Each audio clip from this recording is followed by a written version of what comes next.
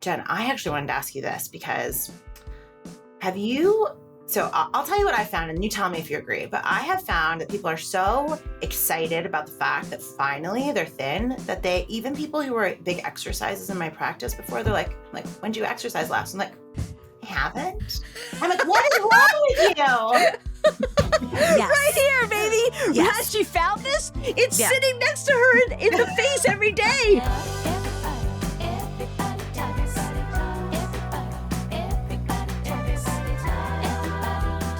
Hey, everybody, I'm Lori Schulman. And I'm Jen Giammo. And welcome to another episode of Everybody Talks, a podcast where we explore the wide world of wellness. Sometimes we talk to experts, sometimes we just talk to each other, but we're always talking to you. And if you want to watch this episode, go to our YouTube channel right now at EBT Podcast. Every week, we discuss topics from nutrition and exercise to mindfulness and self-care. And today we are talking to a dual board-certified physician in internal and obesity medicine and a clinical instructor at NYU School of Medicine. She specializes in patient-centered weight management, combining medical treatment with behavioral and lifestyle interventions. She founded So Well Health, a telehealth platform that offers access to metabolic health resources and GLP-1 medications, providing patients with comprehensive tools for sustainable wellness. Her expertise has been featured in major outlets including CNN, CBS News, The New York Times, The Atlantic, and NPR. She serves as a health expert on programs like The Doctors, advocating for evidence-based, compassionate approaches to obesity care. In her new book, The Ozempic Revolution, she shares her expertise on this much discussed but largely misunderstood class of medications we all know as GLP-1s. She's going to cut through the noise with us today. Please welcome Dr. Alexandra Sowa. Thank you for having me. I want to call you, should we call you Alex? Should we call you Dr. Call me Sowa? whatever you want. Gotcha. Well, thank you for being here. This is great. Fabulous. Long anticipated, right? I feel think that's true. We've been chasing you for a while. I feel like we were, and then we finally ran into you and we got you. We nailed you down. Yep. That's what we do. That's what we do. We corner people and then we don't let them go. It was very pleasant, non-threatening. So, I mean, I think you were kind of like at the forefront of this, like kind of obesity medicine thought, and also talking about GLP-1s. But like, why don't you tell us a little bit about how you got there? Yeah. So I've definitely been a visionary in this whole space. And by visionary, I mean, I was standing on a soapbox for many, many years telling people that there are tools, medications that help us treat our biology, and that weight is not about willpower. It is so much bigger than that. And for so many years, people just looked at me like I was insane and I had no idea what I was talking about. And it's been quite a journey. So the reason I'm in this field is because I always wanted to be a doctor. I also came from a family of women specifically who really, really struggled with their weight in significant ways. And both of my grandmothers on both sides, I'm Eastern European, they really struggled with their weight. They came to this country and then they were kind of what we would call like just heavy, like they were just like strong people. Like I come from strong stock. But here in the United States, the food that we were eating and the advice that they were given, it just really harmed them and they just kept gaining weight. And I realized from a very young age that this was not about willpower, because if they could will this away, there was no greater thing that both of them wanted was then to be healthier and thinner. And the weight kept coming, and weight-related issues were the cause of death for both of my grandmothers. And I think about them every day. So when I was in my internal medicine residency at NYU, it was excellent training, but the vast majority of our education was on end of disease management. So you would come, you'd be hospitalized with a heart attack, and then we would manage you. We would manage your high cholesterol, we'd manage your metabolic syndrome, we'd diagnose with you prediabetes, and we'd slap all these meds on you, and we'd say, okay, try to lose weight. And it's like, okay. Right, like I just did everything that just happened in my life. Sure, okay. Like I haven't thought of that before, you know? Yeah, right. And so when I found this very nascent field of obesity medicine, I was like, there is nothing else I want to do. And it was very, very small, and I was very lucky how I came to find it. I worked with Dr. Lou Aroney up at Weill Cornell, who was really the grandfather of this field. And everyone around me was like, wait, what are you doing? Like, you're really smart. You should be the cardiologist. Like, aren't you going to go on and do more training? I was like, no, this is it for me. And they're like, okay. Good luck. Yeah. And so for the entirety of my career, I have been using GLP-1 medications and all of the other tools that we have in obesity medicine in terms of medication. But I also recognized that I wanted to take a holistic approach with my patients. Writing a medication was not going to be enough because there's so much around our health, our brains, our weight, our body, and what it means to be really healthy and not just skinny. And so I carved a very interesting path for myself where I went around the country and I studied with people who were using therapeutic diets. I kind of put together my my fellowship on top of my certification and training. And I was like, okay, what are the best what are the best strength training methods? Jen and I got connected years and years ago Yeah, I because remember in my that. practice, I was like, who do I refer to? Because you all have to be building up strength, right? And how are we thinking? I think that was the critical thing that no one's talking about on GLP-1s is how do we protect your mind? And so my practice always encompassed all of these things. And out of my practice came the Ozempic Revolution, the book I wrote last year with HarperCollins on how do you not just exist on these medications, but how do you thrive on them? So it's been a really long journey, but these medications aren't new, and my practice certainly isn't new. I've been exclusively in this field for well over 10 years now, and I'm just so thrilled that the rest of the world is catching up. Yeah. I mean, what do you think took so long? Like, what was the turning That's my point? question. Yeah. Oh, it's very clear to me. So the turning point was two things. One, we transitioned from having a daily GLP-1 medication that was efficacious, but it's off patent now. No one even knows this. The first weight loss drug for GLP-1 is out about 12 years ago, Saxenda. It was a daily medication. It was effective, but it was about 10% less effective than Wegovy. And so when the weekly shot, Ozempic first, and then kind of released as Wegovy for weight loss, when the weekly shot came out with such significant weight loss numbers, actually, I lie. It is about Wegovy has about 15% weight loss. Saxenda is around like 10 to 12, so not it's less than. It's still very effective. But that came right around the time that TikTok and Instagram, people with reels and sharing the videos of themselves on this journey with shots in hand.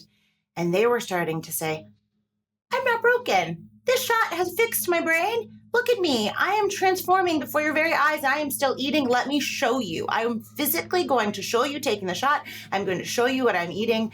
And that cross to me is exactly when the world started saying, oh, I've in my soul for a long time thought this wasn't my problem, but everyone else around me was telling me it was my fault. I wasn't trying hard enough. And then when people were starting to share their journey, there was just this collective change. So very, very clear to me. About like 3 years ago, it started. Yeah. Wow. Do you think it's finally changed from something that you're ashamed of to something that you're proud of? I mean, everyone on this podcast knows I've been on one for a while, and has been very life-changing and life-altering for me, and I've never kept it a secret. People see me now and they're like, oh my God, you look great. And the first word out of my mouth is drugs. I don't say I walk in at 10,000 steps. I don't say I'm doing anything extra. It's drugs. You should be. And Simple. strength And training. And strength training. And Yes. strength training. My friend. I my mean, friend. come My on. friend. No, I mean, look, I do have someone who sits like on my shoulder and is constantly literally on my shoulder, who, is up my butt to say like, hey, you make sure you're doing this too.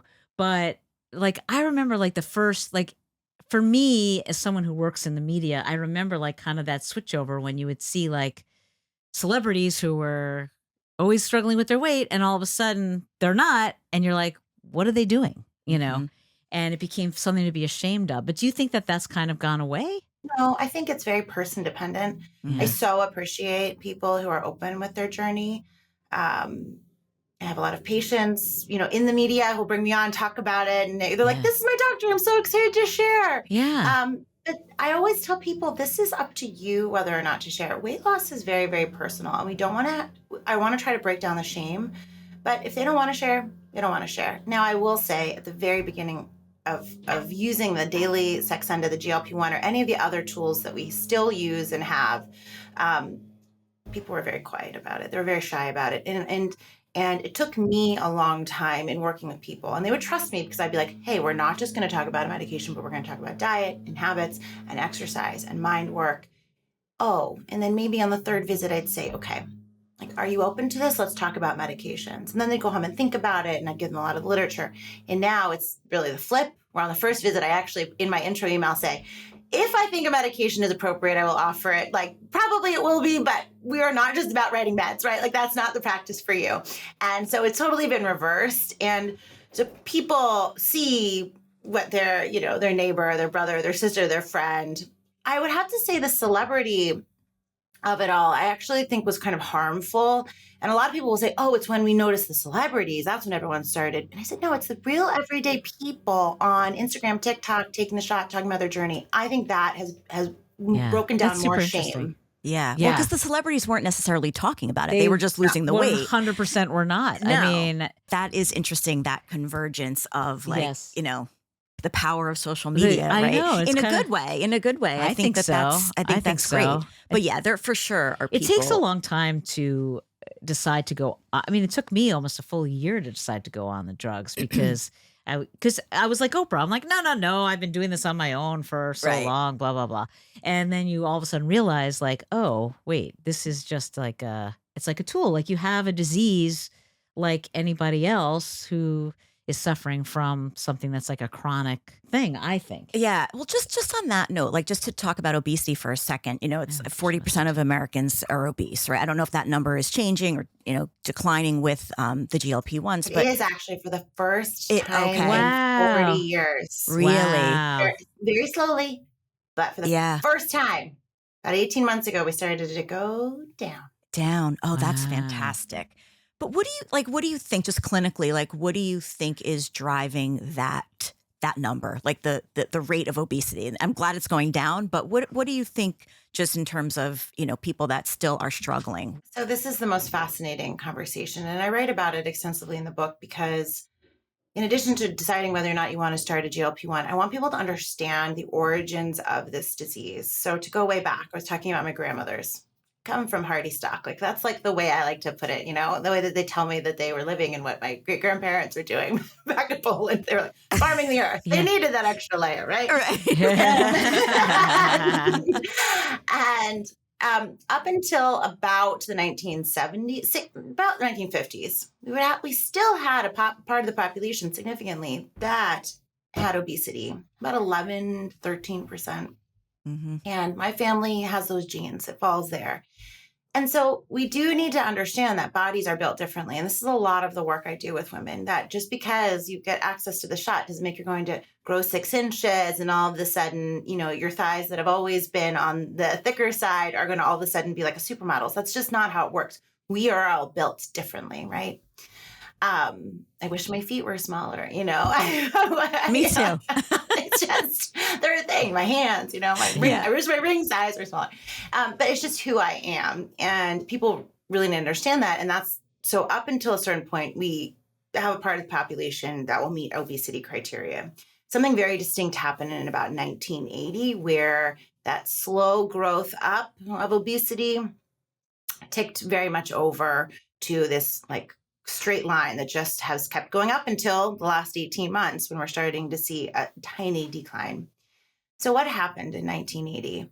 We don't know exactly, but it was a confluence of our environment changing. And we have been so quick to blame the individual. We're not moving enough. We're eating too much. But sure, but just moving more and eating less doesn't fix what's happened. So I like to describe it as something called, it's epigenetics. So the layer on top of our genes that are passed down generation over generation, they have started to express themselves just differently. So we got a lot of pushback in this space, less so now, but a lot of the gym bros were like, genetics, genes don't change over a generation, it's you. And I'm like, no, the way that we express our genes can change very quickly. They can change over the course of utero. They can change in the delivery process. They can change if you're breastfed or formula fed. They change with the first foods we eat. the environment we're built into, the stress we're exposed to. And so it's multifactorial. So it's the toxins in our air, it's the microplastics that are all around us. I really think that's a primary driver of what's been going on. It's the medications we're exposed to and take, the antibiotics or different meds that we use to treat other problems. And it really does come down to how we started processing our food. So there was a bit of a panic in the country of how do we feed so many people, and we started subsidizing corn and a lot of the processed products that are shelf stable, highly processed, have foods that are hyper palatable and inflammatory, and they have changed our brains and they have changed the way that we express food. So it becomes very hard to tell somebody to eat better, eat healthier, if all you've ever been exposed to is this food that lights up a part of your brain and has changed your hormones. So obesity is both genetic and it's also epigenetic and it's environmental. And there are certain things we can modify and there are certain things we can't. So I've always say about this field, I'm in it to do better for future generations. And that's what GLP-1s, I think, hope really allow us to, over the next few generations, to fix what we've done, to roll back quickly those epigenetic changes and pass on not just the genetic level obesity to our children and not this epigenetic large environmental change. And we have to work to go back to the 1980s and say, okay, we got to fix the way that we're, our kids walking to school. We have to fix where our food is coming from and how we're eating. And we really need to look at the microplastics. What can we do as a huge population, not just on an individual level, to help reset? And it's just too much to ask one person to say, oh, we did this to you, but you fix it. Like, you just fix it and I'm going to step back. So it's really amazing that we have these tools now to say to people, listen, this is bigger than you. Let's help fix the problem. Right. Yeah, I love that explanation because it's just, it is much bigger. And I think that I have a couple questions in there. I mean, one is, do you think that the GLP-1s are changing epigenetics? Are they actually changing the gene expression there? I do. So Yeah. on a hypothesis level, I write about this on the book that, one, I hope it gives us pause to correct for the future, but we do see this now. So even our taste buds change. So I was telling you guys about a company I started for GLP-1 users so that they get their fiber in, and we help fight side effects. We give them protein and electrolytes for energy. And what makes us so different is that we made the products with natural flavors only for the taste buds of the GLP-1 user, because your taste buds change genetically on these medications. Oh, And that's just interesting. like surface level. So Yeah. why do we see this whole confluence of benefits of GLP-1s that go far beyond blood sugar and weight management? We see heart protection. We see decreased risk of dementia, decreased risk of 16 types of cancer. We see, I think I already said this, decreased stroke, heart attack, all-cause mortality. We see improvement in autoimmune diseases. I mean, the list goes on and on. And it's not just tied to weight loss. It is tied to the fact that we have receptors for GLP-1s all over our body. And so the way that even our genes are expressing at the level of all of our organ systems is changing. So we are seeing effect in real time. Yeah. And it's changing as we age, as our environment changes, all of those factors kind of play into it. The other thing I was curious about too, and I don't know, I mean, we talk to a lot of like holistic functional medicine doctors on this podcast, and we think, I don't know if we live in a bubble, that things are changing in terms of looking at root cause and prevention versus, all these medications. Do you think that will have an effect as that sort of that space kind of evolves and people aren't taking as many medications that are disrupting their microbiome, those kinds of things? I mean, I don't know if that's way longer term. I hope so. I hope so. Yeah. One of the problems, and here I'm like, I can't believe sometimes I'm the naysayer in this GLP-1 revolution, because for so long I was like, people, tools exist. This isn't your fault. One of the problems, though, that we have as human beings is we do like immediate reward, right? It's just how we got here in the first place. And now we have the immediate reward of a medication. And even on a government level right now, with a government that was very anti-GLP-1s at the beginning and said, hey, we could fix this by just giving every person one healthy meal. It's like, truly, you do not understand the problem here if you think that's going to fix it. But now there has been this dramatic shift where GLP-1 medication will get a lot more, it will become a lot more accessible, which is what I want. But at the same time, with this instant reward, we have to ground ourselves and say we have to get to the root cause, because if we don't, then we are living in a slightly dystopian world where everybody in the future will be on these medications because we haven't taken a second to go back. So I ask everyone who's on these medications, who's having such immediate success, take a pause and look around you, and how can you change your environment slightly better for those around you? And how can we keep advocating that we change our environment on a much more global level for the entire population? Yeah. All right, I'm gonna That was pipe in. philosophical. Sorry, That I was was- like a little yeah, heavy. I'm gonna get more practical. All right, I have a someone question who's more on- about that, but go ahead. I'll let as you someone go. who's on these drugs and the change, like I've often wondered, like, what was it that makes me want to eat more than like my sister, who never really had a weight problem, And so, and I've always hearkened it back to my parents making me a member of the Clean Plate Club. I mean, Jen's heard but I blame that. Like, I blame that wanting me to eat everything on my plate. You couldn't leave until you finished. And that kind of piped into me, oh, I got to eat everything. But on they my didn't make your plate. sister do that? But they did. So it's like, that's when I'm like, well, was it, and then also, I mean, Jen's heard this ad nauseum. My weight has been an issue and something that was been talked about in my family since, I think, as long as I can remember. My mom was a Weight Watcher lecturer, back in the day. And then even my dad, like, she passed away, when I was a teenager. But even after that, my dad constantly harped on my weight, and he harped on his own, and he harped on my brother and my other brother. And it's like all that kind of like constant, harping, really, like what you're saying is whatever problems he had, he's passed on to me. It's so interesting to me how the drugs have changed my whole view of food in general, and how it is just really fuel. I think it's mind-blowing when you say my taste buds have changed, because I think I noticed that in ways that I don't realize, in the fact that I don't crave certain things, or things that I love, or like right away. So to go back to the original question of like why you and not your sister, we don't quite know, right? So it's this idea that genes, even though you share the same genes, they express themselves differently. We see this all the time, right? Like one sibling has blue eyes, one has brown eyes, tall, short. Your genes express themselves slightly differently, but also it is this environmental idea of somewhere in your brain, Clean Plate Club, the harping on, it did something, it changed the pathways of connection. And really, when it comes down to it, obesity is a disease of neurohormonal dysregulation.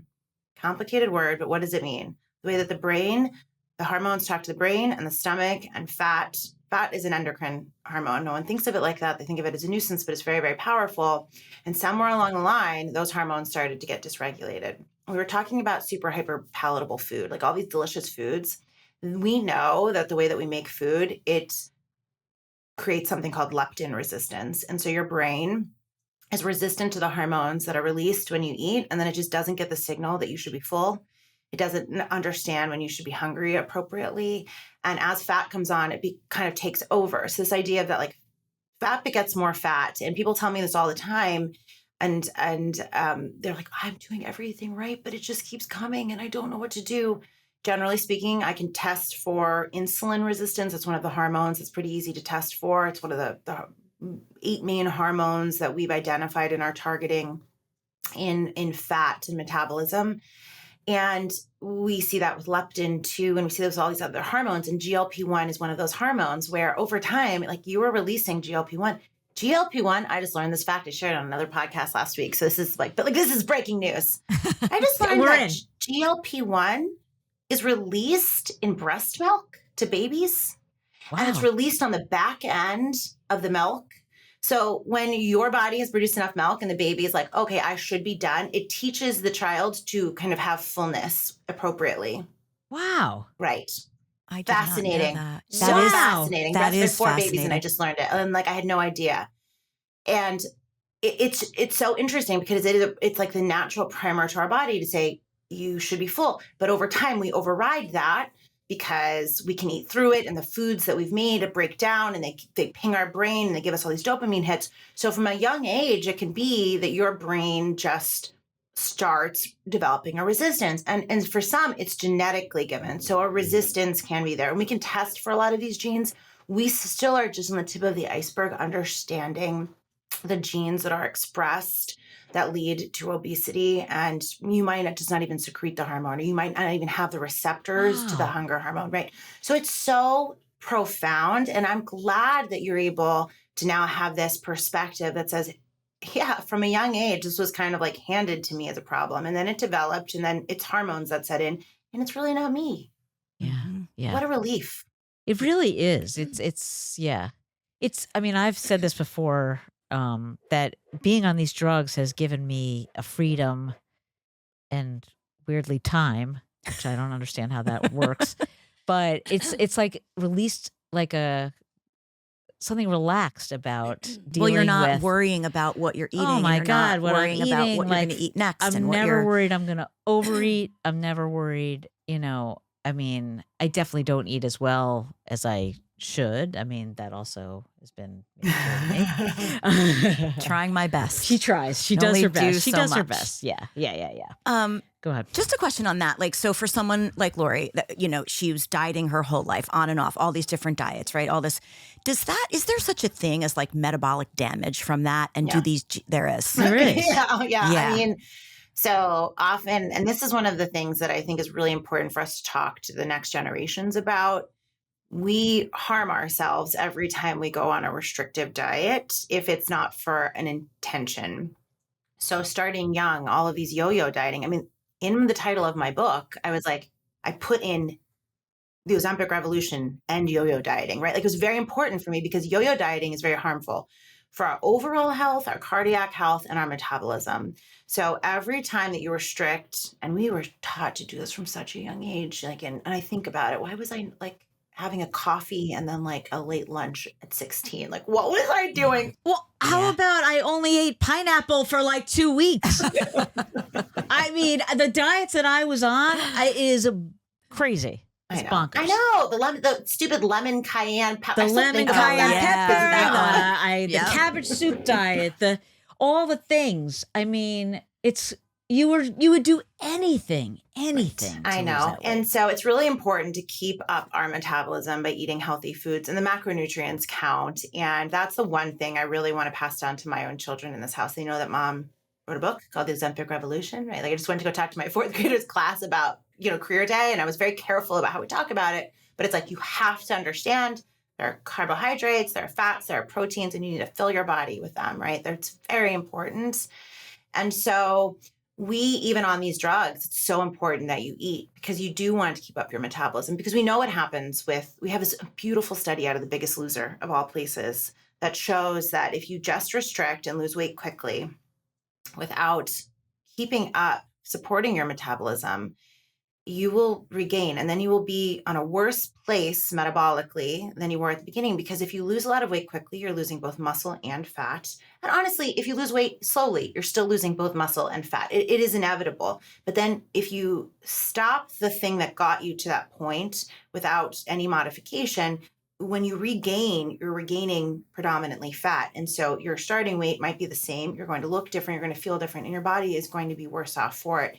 So it's so important that we're not just looking at GLP-1s as this quick on and off. And I do unfortunately see a lot of telehealth platforms and people out on the internet saying like, I'm just using this for this event. And I'm like, oh girl, don't, like, please don't, because once you stop after the event, you'll be worse off for it. And the next time you either use these drugs, they won't respond the same. And you're just even. I always tell my patients, like, I want them like just in the middle.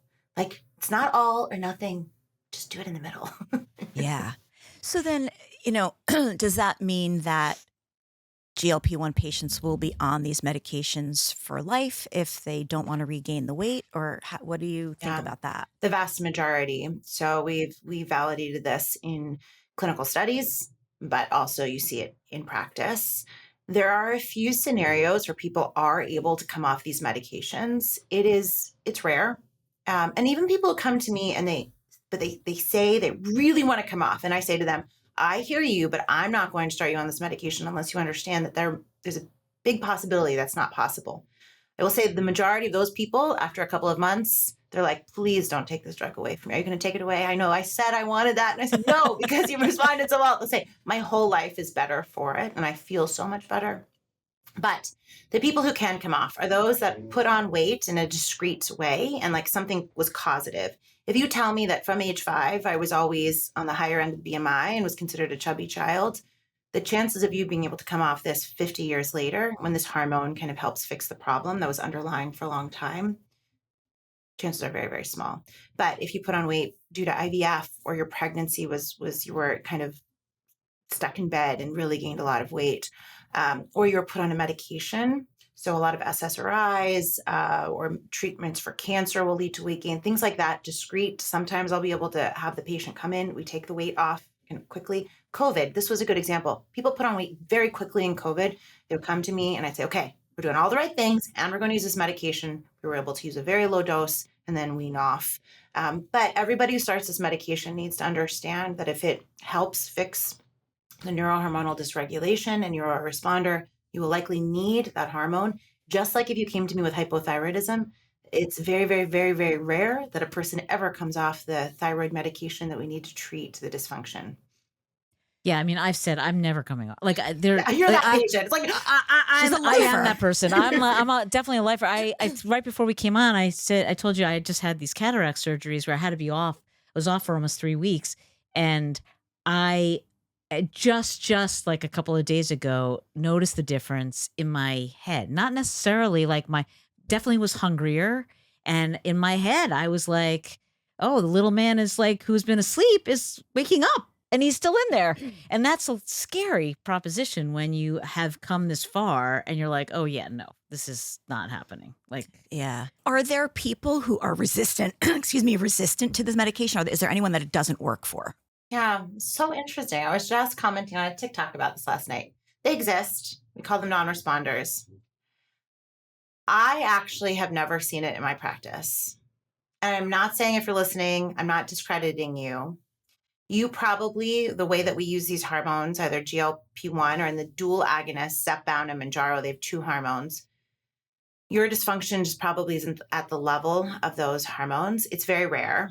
I'll say in my practice, I've never seen it because all of my patients are undergoing significant dietary modification too. And even if some people lose a lot less, like some people lose more, they're super responders. Some people, there is a spectrum. But even in my practice, because we're doing diet modification and lifestyle modification with the support of a medication that will bring down your appetite, I still see success.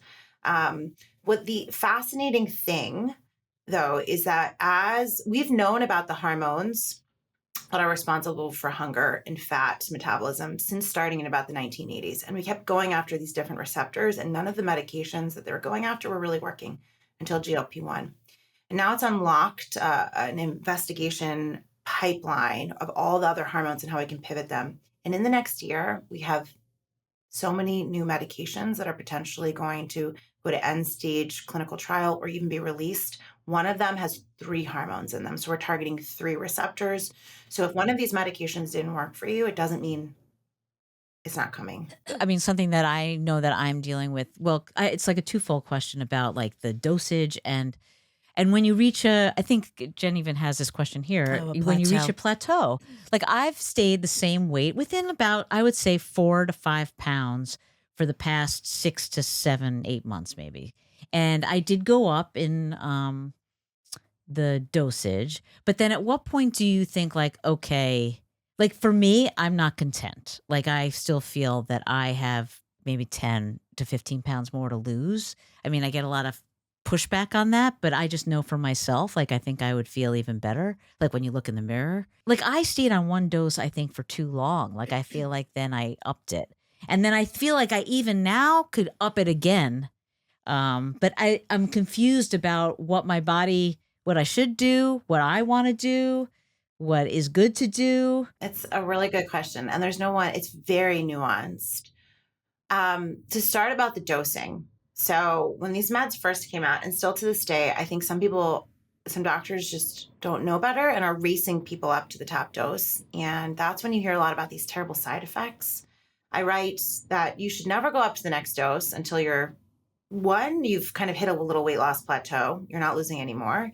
And 2, you have no more side effects, because giving you more of the medication is not going to help your side effects. It's going to make it worse. So we need to figure that out first, or you're going to be miserable. So I do like to keep people at the lower doses for as long as possible. But then on the flip side, a lot of people say, well, comes down to the shame and stigma of weight. Like, a lot of people are like, well, I don't need the higher doses. Like, let me just stay on the lower dose. I'm like, no, if we're on a med, like, let's get it to work, right? Yeah. And so staying at a lower dose when we have higher to go, I encourage that. So I have everyone write down their food. I need to see what you're eating. Sometimes people stop eating enough. There's some other trigger that I can adjust first before going up on the med. But if you've really hit a true weight loss plateau, nothing's happening, we will go up on the medication.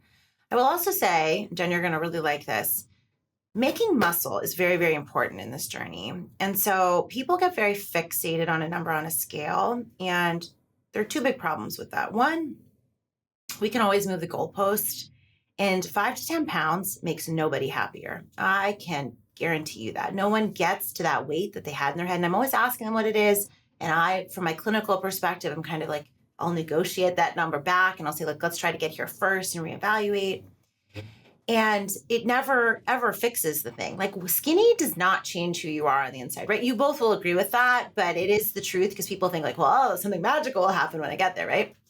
So it doesn't really change anything. Now, sometimes on the flip side, I'll have patients who are like, I'm good here. And then I'm like, we have not truly fixed your metabolic dysfunction. We have more to go, because this is about health. And then I kind of have to coach them up for that. But when it's just about a number on a scale, it's not that motivating. And it honestly doesn't tell us that much. So I'm a big fan of body composition, whether it's an in-office, in-body. And honestly, I have one of those big fancy scales, but my favorite test right now is a DEXA. scan, that looks at your bones and your muscle and your fat. And there's a company that I refer to in the city called DEXA Fit. Cash pay, it's affordable. You don't want to go crazy getting them too frequently, but it's so good to have as a baseline. That is a better guide, because if you're like, I have 15 pounds to lose, but we don't have enough muscle mass, we got to work on building up that muscle mass, because that will protect us if we go up on the med and have another tranche of weight loss. Strength training is crucial here. And Jen, I actually wanted to ask you this, because so I'll tell you what I found, and you tell me if you agree. But I have found that people are so excited about the fact that finally they're thin, that even people who were big exercises in my practice before, they're like, when did you exercise last? I'm like, I haven't. I'm like, what is wrong with you? Yes. Right here, baby.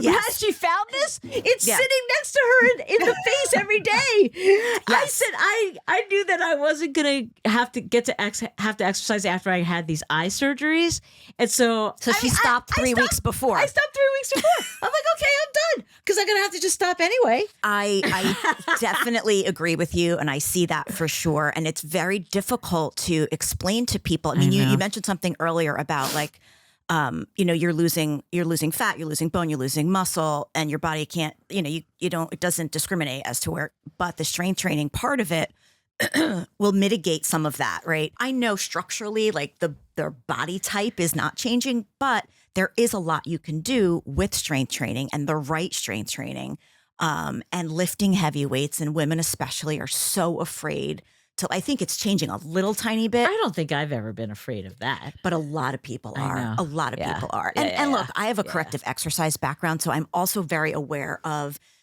people that have injuries or are prone to injury. And it's like, I'm not going to say, oh, go ahead and, lift 50 pounds when you should be lifting 10. Right. It's all individual, and it's all about that progressive overload. So it's like wherever you are, you need to, start from there and then progress. So I think when people hear like lift heavy, they're thinking like, oh my God, well, I can't lift heavy weights.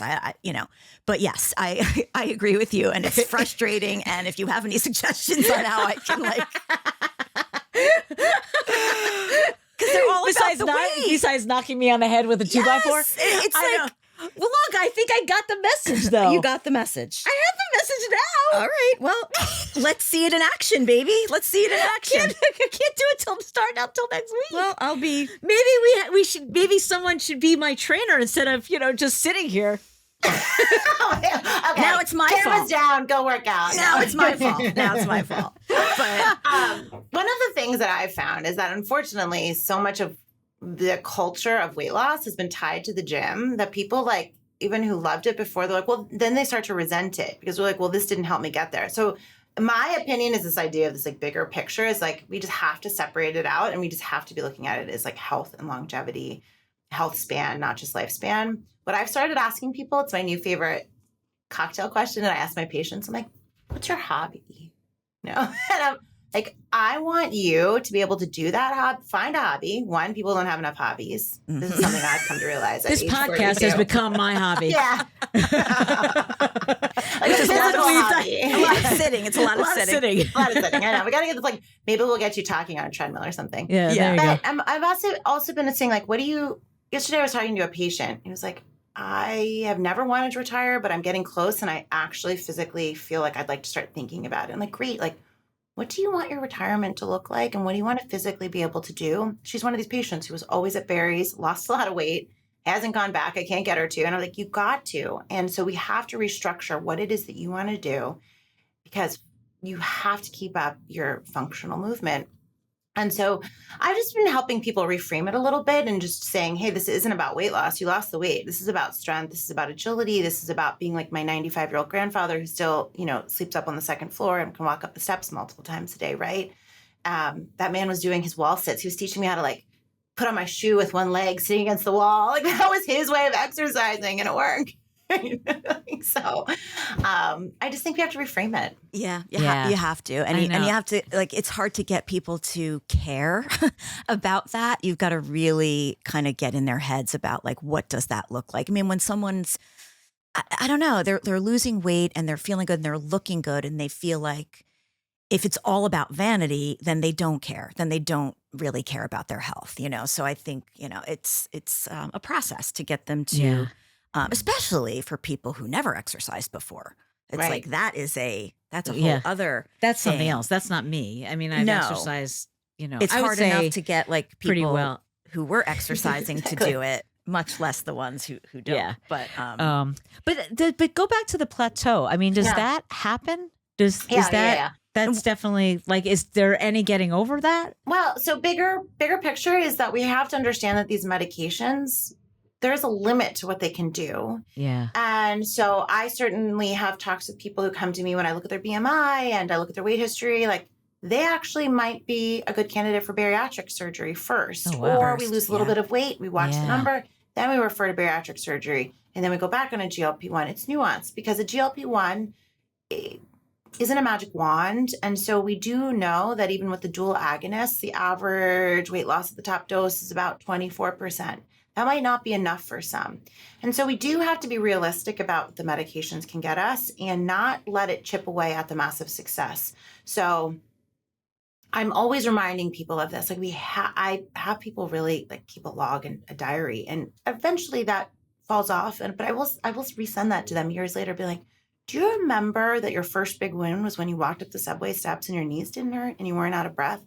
They'll forget because their life has become so easy. And so it lets them be less obsessive about potentially the 5 or the 10 pounds and understand that the medication has given them not just tremendous weight loss, improved their health, but for the past 5 years, they've been stable at this weight. So yes, you're not going to get it doesn't, just because you're on GLP-1 does not necessarily mean that you'll get to an ideal BMI. I write about this in the book because this is a big problem still in the healthcare system, because you come up in like in a yellow if you're, in the overweight BMI, and a doctor will say I still come up in like an obese BMI. And it's annoying. And so I give people like a script to take to their doctor that's literally like, I have thought about losing weight. In fact, I have lost 70 pounds. Thank you very much. And I have maintained it for X amount of time. And I work with another doctor. Thank you for your concern. Move on. Like, this is not the time and the place. And also the green BMI on the screen doesn't mean anything for your health as long as we've decided that, together.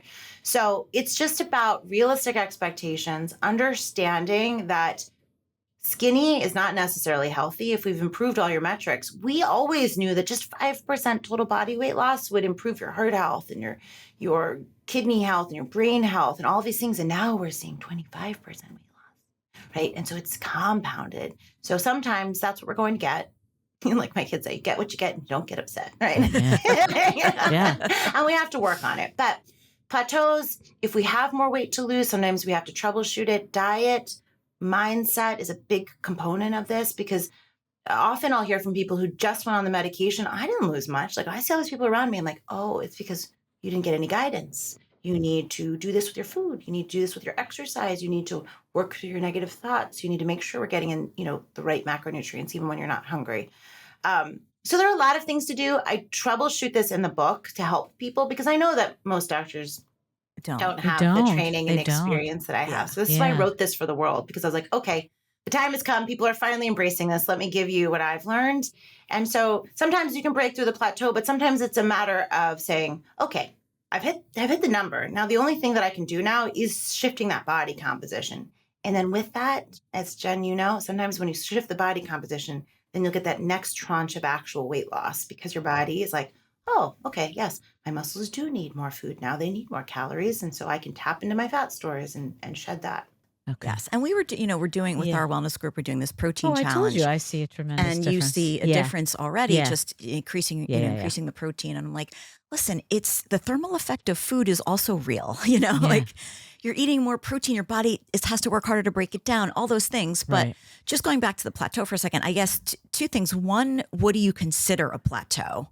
Is there like a certain period of time? That's a great question. That's a great question. In my practice, I say 2 weeks with really no change. Wow. So that's it. And what I also want people to know, and I have a different philosophy than most, and I write about it in the book, but I like people to weigh themselves daily if that's something that won't drive you crazy. I've weighed myself every day for your whole life. My whole life. I know that sounds, I know. Which I can't stop. I find that when people weigh themselves daily, it becomes a lot less emotionally complex. And so you're just like, okay, it is what it is. And then we'll see tomorrow. And with that, you get comfortable with the little peaks and valleys that happen in weight loss or just normal maintenance. People freak out if like your weight is up 2 pounds, and that could just be water weight. And the next day it's off. And so I really get people to be comfortable with that. So then we record it, and then they clearly see that, yes, actually I had a little blip up, I had a little blip down, but like this has been the maintenance and there's been no slight trend downward, because I want people to look week over week, month over month. And people are very bad at doing this themselves. Now there are nifty little apps with scales that will allow them to look at it. People aren't even looking at it. They'll come to me in a visit and they'll be like, I haven't lost any weight. And I'm like, what are you talking about? You've been recording month over month. You've just lost 6 pounds. Like what? And they're like, well, I don't know. I do want to add that the reason in addition to weight loss, I had high blood pressure when I started these meds, and I'm off blood pressure medication, which is amazing. And I feel much healthier. I give an example of feeling that how much better I'm in shape and fitter that I am is that in my new office, our studio is on the basement, the double basement floor, and my office is on the other side of the building on the 5th floor. And there was a moment where I forgot something at my desk, which is not convenient to do in this new building. And I literally ran from one end to the other, up and through the halls. I had people like backing up out of the way, but I was not that, I was winded, sure, because I was running faster than I normally function. But I felt that I was like, oh my God, this is not a strain for me to like keep going. And doesn't that feel good? Yes, of course it does. Yeah. Of course it does. That's like a great metric. That's a great metric. As I say, a non-scale victory. It's like, that is a non-scale. I tell my patients to write that down, because like on days when you're like, is this working? I should lose more. You're like, that's so awesome. Exactly. Body composition is a much better marker. Especially I'll say, with these medications, often women will come to me and they'll say, hey, listen, I talked to my doctor about a GLP-1.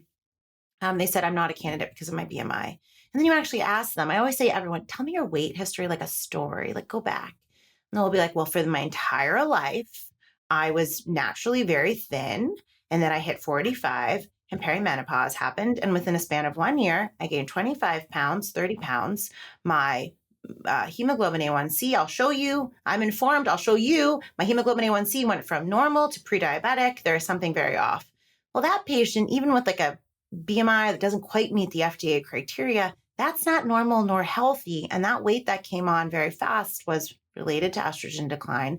Insulin resistance is rearing its head in a crazy way. And while it may be a GLP-1 might not be the first tool, it may be an appropriate tool, because when you do that body composition, you're like, wow, you went from a body fat of 22% and now you're 30. That's not normal. That's not a normal. So you have to look at the whole person, and BMI just doesn't do that. Right. Yeah. I know. That's why, this has been for like decades. I feel like I've been saying this to, clients of my own, like, if you took half of the like defensive line of a football team, they would all be obese. And those people have so much muscle mass that it's like that it doesn't even, they wouldn't be able to run the way that they do. They wouldn't be able to, perform. And it's like, that's really not a good measure.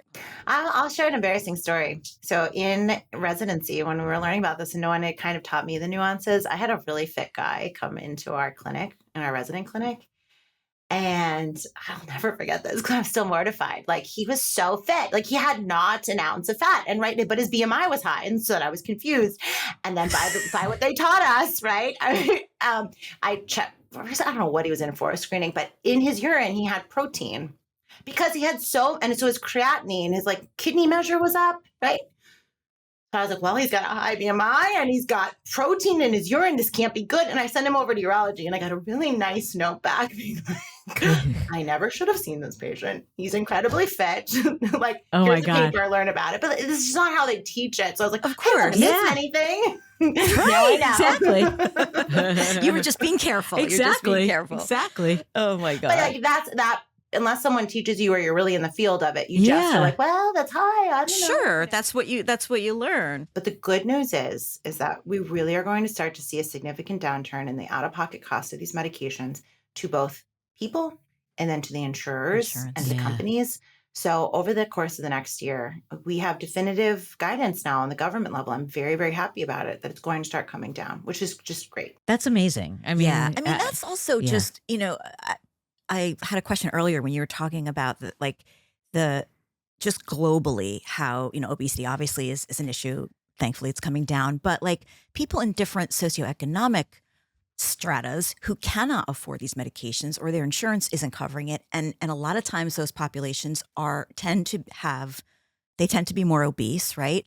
So it's such a great thing that this could happen for them. Also, you think about how, like I think about this, how I need and want to be on this drug the rest of my life. I mean, I'm older, but I'm not like that old. I hope that I have, 20 to 30 more, 10, at least another 10, but 20 to 30 more years, I hope. And I'm like, oh my God, I am going to be paying for this for all those years. Right. And you hope that the cost goes down. Medicare is now going to be covering it. And that's amazing. Starting sometime this spring, summer. So that's got a couple years left. So many of my patients are like, oh my God, I can't wait to turn 65. Totally flip the script. That's funny. It's something to look forward to, right? Going forward, like, what do you hope for the future? What are you looking for in the future? Cost. And then this idea we talked about that was very philosophical, but I really hope we take a moment to fix what got us here. Mm-hmm. Because this will allow us more time in our lives to figure it out. Honestly, I think our lifespans will start to go back up because of this drug, and our health spans and being healthy. So, putting real energy into what it looks like to kind of fix this so that we aren't dependent on it for generation over generation. And then I just want to make sure that currently we're using it responsibly. And again, thinness does not equate value or beauty or intelligence. And we are still quite wrapped up in that. We're still quite wrapped up in it. So that'll take a long time to undo. That's gonna, That's a lot in a world where, you're on Instagram or TikTok or scrolling through and seeing people that you want to look like. I mean, I used to always joke that, when you go to a workout class, you go to an exercise class, you want to see the instructor that is fit and has a great body, because the idea is that, well, if I take this class, I'm going to look like that. And I think as long as you still have that mentality of like wanting to look like something instead of accepting and changing the way you really look yourself, that's how. And that looking starts at it change from like to a Dr. different, Sowa's healthy- point, like a looking healthy at way. it from a different perspective, a different lens instead of, do I fit into this dress? It's like, I know. Yeah. am I going to live to be 95 and be able to Yeah. walk up the stairs? Yeah. But I mean, diet culture has done this to us for decades and decades and decades. You talked earlier about like these different diets and the crazy, you know, cayenne pepper and lemon. People would do anything. I know. And it was ingrained in us that. You know, it's funny. And as like the new year, I mean, probably when this is released, it'll be the new year. And that's when people start all these things. And I have to say, for me, to not have my New Year's resolution be to lose weight, it for the past 2 years, like this will be the second year of that. What a relief, right? What a relief that I could focus on other strength things. training. Yeah, You can well, no, focus but on other resolutions, other ways to change my Hobbies. life to make me hobbies. other hobbies, Other hobbies. other hobbies. Oh, it's a real gift. Then that's how I That's look a at this gift. medication. Yeah, It's for a gift sure. I wish I could have given my grandmothers. You know, I really do. Yeah. Right. And that's it. And that's how we have to look at it. And with great gifts come great responsibilities. And that's the era I think we are in now. And so it's really important that we have these very diverse conversations. And I personally have had like a really hard time getting on Instagram recently because so much of like this is being boiled down to just like we're not talking about the important stuff and we're missing some of this. Like why are these drugs so important? And the amount of people who just want to talk to me about microdosing, I'm like, we're just missing the point of the bigger conversation of these drugs, you know? So I think it's really great that we had such a diverse conversation today. And I can come back and we can talk more about the nitty gritty and like how it works. All right. and You sex can and come all back that, but- anytime. Anytime. But just really quick, just tell us a little bit more about your product line and some of these things that you have developed. Yeah. So I still practice medicine and I am in 13 states. So I take care of people all over the country. It's a very small practice 'cause I just like to keep it that way. And out of that has come like, how do I create an ecosystem to support people? So I wrote the book last year and that's now out in, I don't know, 15 countries. It's been pretty wild to see. And people write to me from all over the world, which is amazing. God, congratulations. And then from that, I also saw this problem that people on medications need very clear nutritional supplementation. And it's kind of from the top down of the society guidelines. We need enough fiber, we need hydration, and we need protein, even when we don't feel like eating it. And so out of that, I looked around and I was like, none of the products are made for my patients. They're unique brains and taste buds and guts. And so I created a line of products. It's called So Well.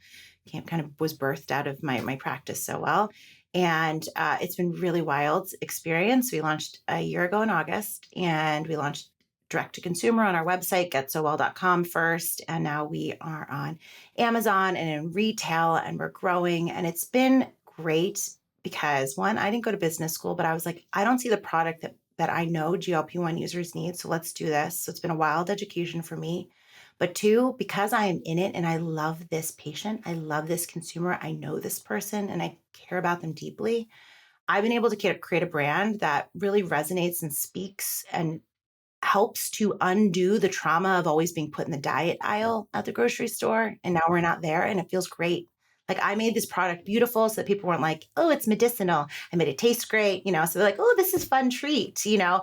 And we can embrace this new GLP-1 world and know that there's something made just for them. So it's been a great experience. So if you're experiencing any side effects or on these meds and just want to know how to support yourself, check us out because we have a lot of products for you. And I don't know, you can catch me around. I'm on the speaking circuit. I still have a lot of little kids, so I don't get out into the world too much. But when I do, it's a lot of fun. We're reconnected at the last event. Thank you so much. This Thank you is so a much great for being conversation. Here. Yeah, I loved, you know, I like talking about it just because it's so personal for me. And it's nice to hear from a doctor that I'm either on the right track or off the right track. Yeah. All the things tell me you're on the right track, but you do need to keep strength training. So good thing you have Jen. Thank you. Thank I'm you very for lucky reinforcing to have her. that, Dr. Very lucky Sowa. to have her. I'm saying Sure. Say it right here for all of for our all listeners to to hear. Really Very lucky. lucky. Really lucky. You're not so unlucky to have me either. Well, anyway, thanks so much. thank you. Thank you. That was a great one. I love her. How much do you love her? I love her. So I love her. I started training her before COVID. I know, it's so funny to me. Yeah, and then we I remember you saying you're going to see this, doing this. Yeah, doctor, and this she obesity doctor. like. I remember going to her office because we worked out in a building. She rented space in a building, like a residential building that had a gym. And we would go to the gym there, but I would go to her office. And I remember like this, you're talking about 7 years ago, 6, 7 years ago. And she had all the things. She had the in-body. And I was like, oh my gosh, this is someone who like, she gets it. Like she totally, but she was doing this type of medicine way before. I know. It's way so before. crazy that it took, look, I'm happy it finally arrived. Me personally, finally arrived. Right. But I'm shocked at how long it's taken. Yeah. Like when these drugs have been around for a long time. Yeah. She was for sure on the forefront of this. Yeah. But she's great. She's super smart. I know. And she explains it in such a way that's not too sciencey. Not too sciencey. And like very, you like that? I do love that. Mhm. I love that. Very and practical. she listened, right? And she listens to like, you know, I definitely have concerns at this point in my like journey of like. You love this that word. I really hate that word, truthfully. So do I. But it's the way to describe I mean, what's happening.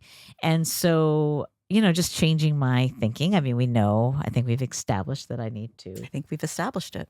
exercise more. I mean, I didn't take what happened? Like all of a sudden. I know. Like- I just, And I knew, like petered I out. knew that you weren't exercising like months ago because you stopped talking about it. Like you stopped talking about which workouts you were doing and what time you were working out. And I'm like, she's not freaking working out. What the hell? But where were you to say like get your ass in gear, start moving? Always. Anyway, now you're going to do it. Yes. As soon as I'm like medically cleared, which is Right. in a week from now. Mhm. And so I definitely will. I mean, also like I'm seeing the not working out. Like I was having muscles in my arms that are like not there anymore. It's going to take probably like a good 3 weeks before you I know, like see them again. get back Yeah. on the track with that. But I mean, one thing that I haven't stopped, I mean, I walk so much. You do walk a lot, I yeah. walk at least 6 miles a day. Yeah. You know, between just walking around that dumb You're building, building, at work yeah. and walking to work and, you know, partially walking home a little bit. Not now because it's dark and cold. Dark and cold, yeah. But yeah, I mean, I look at my watch every day and it's always like hovers around 6 miles. Yeah. And no, so, that's and that great. I always like, you know, That's I important. will always choose to walk most Oh, of the yeah, time, walk for sure. somewhere and without time constraints. You know, Right. it's much better. But yeah, I mean, I love talking to her, and she answered a lot of questions She that I did. have. Yeah. You know? And I like how she explained the the origin sort of obesity and where it comes from and like the I neurohormonal know. effect. It's like that's so real. And I think people know. never, me myself too, look, as a trainer going back 25 years ago, Yeah. we didn't learn about this. No, you I did mean, not. Yeah. it was always like work harder, eat less. Eat and- less, work out more. Like, yeah, and it's eat a so- piece of cake and then get on the bike. Exactly, for 20 minutes exactly. or That's the whatever. diet culture. It's like Yeah. let's always Yeah. burn it off. I just hated that. I mean, it's like the one thing, and I know I've talked about this before, but I really blame my parents. Like, I really blame my parents for my kind of mindset. Yeah, but you have to understand they were just doing what, like, I they were know. what Yeah. they were what they learned. Right. They but were I doing what also they could learned. think like my mom, like what a visionary that like in 1975 she was that's when like Weight Watchers was starting. Yeah. You know, and that it was like hopping on board, like, you know. But they and- still didn't do the No. mindset piece. They No. still didn't. There was still No. like this pressure and this shame around. And I Wait. think a lot, like I was never, and I think we've talked about this, but I don't know, maybe we haven't, but there was that flip when my mom died. I went from being like a normal weight kid. I went away to college. I Mhm. gained that freshman 15 and Mhm. it took off from there. But I also think a lot of that emotional baggage that I carried from the course. loss of a parent, Of course, like made itself known in like my eating habits. You know? absolutely, And absolutely. that changed my whole way of thinking. Well, like she said, it changes the neural pathways in your brain, Yeah. and that's a big trauma, and Right. trauma releases all these different. A Right. lot of people turn to That you- food or right. You know, or but- even like, you know, like dating or like any of those things that Sure. were opening themselves up. It wasn't until I lost a certain amount of weight and felt comfortable with myself right. that I, you know. And now that you've lost this weight, we're gonna get back on the dating well, apps. I knew I was setting myself up for Yeah. that. But Stay tuned for you could stay tuned for a little while. stay tuned for online dating with Shuli, because We'll that see. is going to We'll be it's going to see. be a We'll see. series. I think I Yeah. think of it as a series. Yeah, you on just the wanted podcast. to have a lot of like I a We've talked a lot about you for a long time. Love the swiping. Oh, yeah. We are turning this around. Now she wants to end. Now she wants to stop because we have flipped the script here. Definitely do. Anyway, 2026. Here we are in 2026 talking about all the things that you want to talk about on Everybody Talks because everybody's talking. So anyway, we hope you got a little bit more out of this one. I'm Lori Schulweis. And I'm Jen Giamo. And this was Everybody Talks. Talk to you next time. For more information about our podcast, to learn more about us, or to catch up on all of our episodes, go to our website at everybodytalkspodcast.com. Follow us on Instagram at Shirley, at Jen Giamo, and at Everybody Talks. And if you want to watch today's episode, go to our YouTube channel at Everybody Talks Podcast. If you want to be a part of the conversation, join the Everybody Talks community and become an exclusive member of our wellness group.